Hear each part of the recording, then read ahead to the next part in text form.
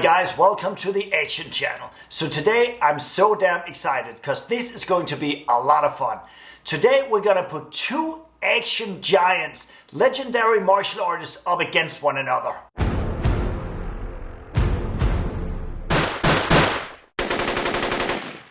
Anyway guys, if you like this kind of content, action movies, martial arts, and just crazy entertainment altogether, please like and subscribe. Now, let's get into it. There's no doubt that these two gentlemen are two of the greatest legends that we have ever seen on the big screen. First, let's meet legendary badass Donnie Yen.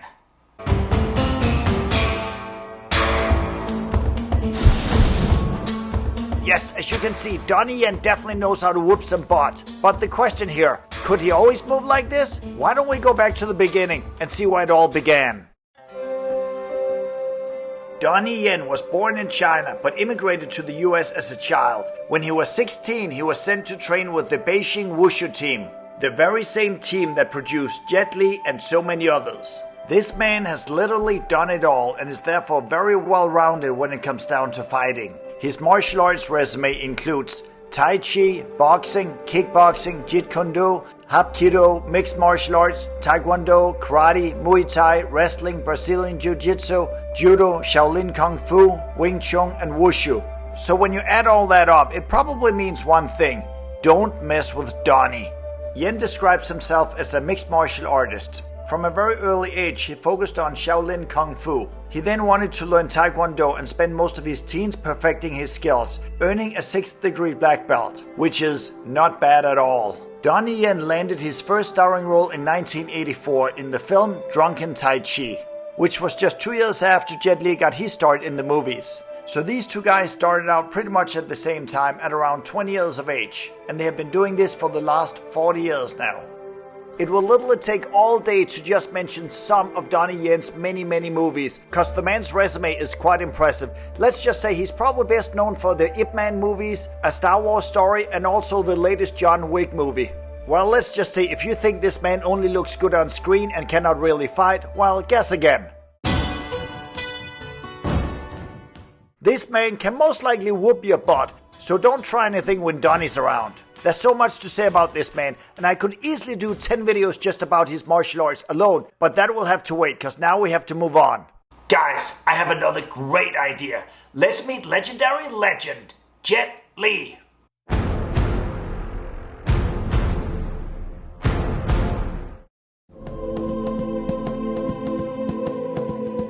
Jet Li was born in Beijing, China in 1963. He started training at the Beijing Wushu Academy when he was just 7 years old. Wushu is China's national sport, largely a performance version of various martial arts styles. He won 5 gold medals in the Chinese championships, with his very first win at just 11 years of age. At the time, he was beating guys in their 20s. In his teens, he was already a national coach, and before he was 20 years old, he had already starred in his first movie, The Shaolin Temple from 1982. He moved to Hong Kong, where he was the biggest star in the early 1990s Kung Fu boom. At the time, the only one that could give him some serious competition, of course, was Jackie Chan, who was best known for Kung Fu comedies, so slightly different compared to Jet Li's movies. Now, of course, a lot of people would say the ultimate martial arts film would be to have these two guys fighting each other in a movie. It took many years. It wasn't until 2008 that it happened with the movie Forbidden Kingdom. Anyway, what's really interesting here is that both Jet Li and Donnie Yen went to the same martial arts school when they were kids. Yeah, it must have been a pretty good school because a lot of future martial arts stars came out of it. Later on, both Yen and Li was discovered and was thrown into the world of Chinese filmmaking, mostly to show off their badass moves in front of the camera. Okay, so these two martial arts warriors have worked together 2 times. First in the movie Once Upon a Time in China 2, and again in the movie Hero. Best of all, they ended up fighting each other in both films.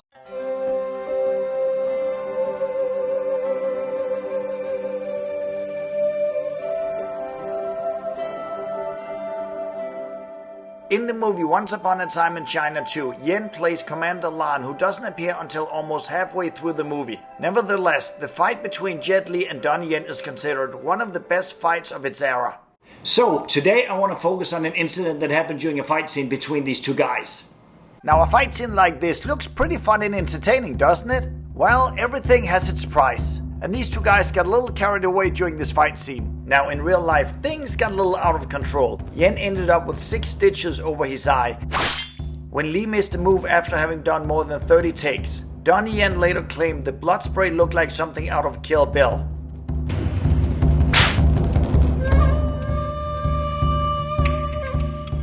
Making action movies and especially fight scenes is not without accidents. Obviously Donnie Yen had to go to the hospital to get all patched up. So the big question here, at least from a technical perspective, how did they manage to finish the scene when Donnie Yen looked like hamburger meat? Now keep in mind guys, this was a Hong Kong kung fu film back in the early 1990s, at a time when there were barely any rules and regulations in filmmaking, which also explains why they could get away with doing so many crazy and insane stunts. Again guys, Jackie Chan ring a bell? Actually, sometimes as you can see, they didn't get away with it. It is a true miracle that Jackie Chan is still alive and walking today. Anyway, the day after Donnie Yen got injured, the producers called him and said, "Hey, can you come in for a close-up?" And Donnie Yen responded, "What do you mean a close-up? I got stitches on my face, there's no way you'll be able to shoot me." And they said, no, don't worry, it's gonna look good, we're gonna shoot you from the other side. So that's what they ended up doing. So Donnie Yen showed up on the set, and even though he looked like Jack Sparrow, they still managed to get the shot. I guess whatever it takes to get the job done. What can I say other than, ouch? Now, like that wasn't enough, exactly 10 years later it was time for a little rematch. This time in the movie Hero.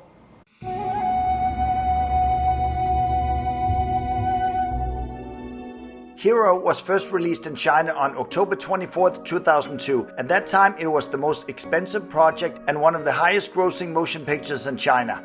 Miramax acquired American market distribution rights, but delayed the release of the film for nearly 2 years. Quentin Tarantino eventually convinced Miramax to open the film in American theaters on August 27th, 2004. The film received positive reviews from critics. It became the first Chinese language movie to top the American box office, where it stayed for 2 consecutive weeks and went on to earn $54 million in the United States and $177 million worldwide. It was nominated for an Academy Award for Best Foreign Language Film, but lost to Nowhere in Africa. Now, the fight scene that Jet Li and Donnie Yen had created for Once Upon a Time in China 2 was absolutely amazing. So this time around they wanted to top that.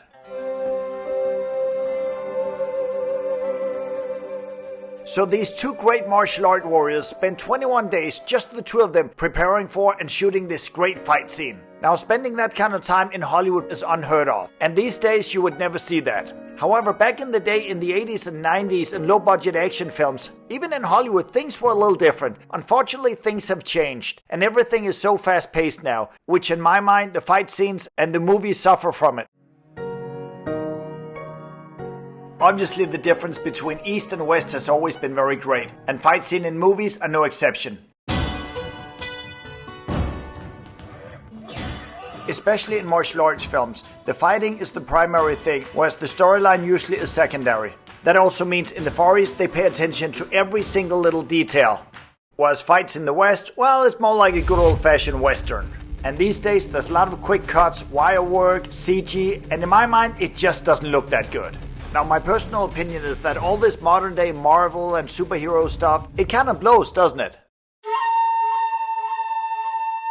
Back in the day, kung fu movies from Hong Kong became known as the Eastern Western. And who was the man that laid the foundation for all other martial arts action stars to come? Yeah, you know his name, don't you? People like Bruce to really kick down doors and making that kind of difference. Paved the way for someone like me. Yeah, no doubt there's been a lot of great ones coming out of the Far East in the last half century. And this leads us back to the big fight scene in Hero. Okay, so we've already established that Jet Li gave Donnie a scar above his eye. Well, why not give him another one? So in Once Upon a Time in China 2, they used long poles, but in Hero they used swords. Now of course they weren't actually real swords, but they were still quite pointy. In the fight scene, they had to memorize 50 moves, and towards the end there was a little misunderstanding between these 2 guys. And that resulted in Jet Li cutting Donnie Yen once more.